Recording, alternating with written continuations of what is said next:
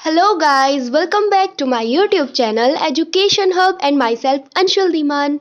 So guys आज की मेरी इस वीडियो में मैं हमेशा की तरह जैसा कि मैंने आपसे प्रॉमिस किया हुआ है मेरे जो छत्तीसगढ़ बोर्ड के स्टूडेंट्स हैं क्लास 8th के कि मैं हमेशा आपको आपके जो मंथली असेसमेंट होते हैं यानी कि मासिक आकलन उनके आंसर्स प्रोवाइड कराती हूँ, है ना। और इसी तरह से अब जो आपका नवंबर मंथ का मासिक आकलन आपका आया है तो ये मैं आपके लिए साइंस प्रोजेक्ट आपको जो मिला हुआ है उसमें आपका जो क्वेश्चन नंबर है 10 वाला आपका जो यानी कि प्रोजेक्ट वर्क है उसका आंसर आपके लिए लेकर आई हूँ। तो प्रोजेक्ट वर्क आपका बहुत इंपॉर्टेंट होता है, इसको आप मिस मत करिएगा। इसीलिए मैं आपको सजेस्ट करूँगी वीडियो को बिना स्किप किए एंड तक ध्यान से देखिएगा, जिससे कि आपका जो है प्रोजेक्ट वर्क का एक भी नंबर आपकी टीचर कहीं पर भी कट कर ही ना पाए। ओके, सो देखिए आपका जो क्वेश्चन है वो कुछ इस तरीके से है।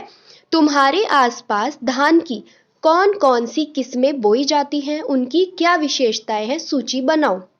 यानी कि ये आपका छत्तीसगढ़ से रिलेटेड है तो आपको इसमें छत्तीसगढ़ का ही बताना है कि वहाँ पे जो है धान की कौन कौन सी किस्में बोई जाती हैं और उनकी जो स्पेशलिटीज़ हैं यानी कि उनकी जो विशेषता है वो बतानी है और उनकी एक लिस्ट बनानी है। तो आपको किस तरीके से आंसर लिखना है, आप लिखेंगे धान का कटोरा कहे जाने वाले छत्तीसगढ़ में, यानी कि छत्तीसगढ़ को क्या कहा जाता है, धान का कटोरा।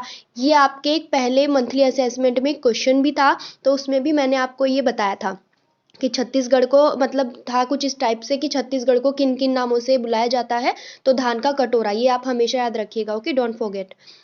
फिर आप लिखेंगे धान की 23,250 से भी अधिक प्रजातियां संग्रहित हैं। हमारे आसपास बोई जाने वाली धान की किस्मों की विशेषताएं निम्न है।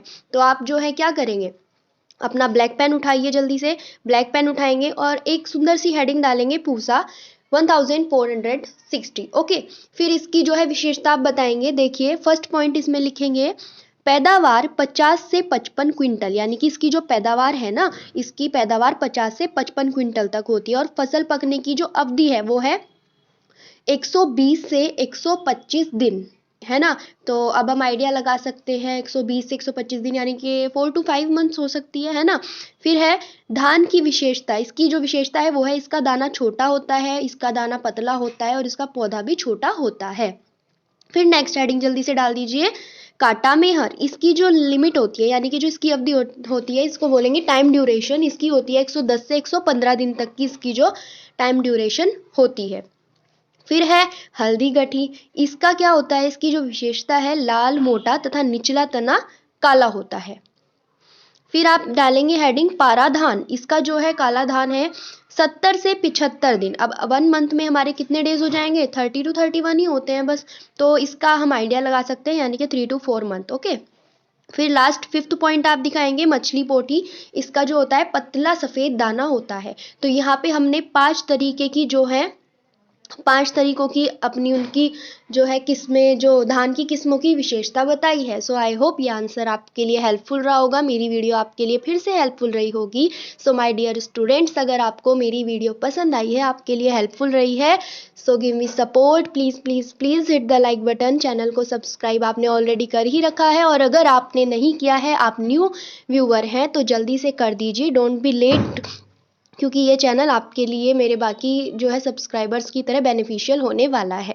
सो आज के लिए इतना ही। Good luck for your assessment. Thank you so much.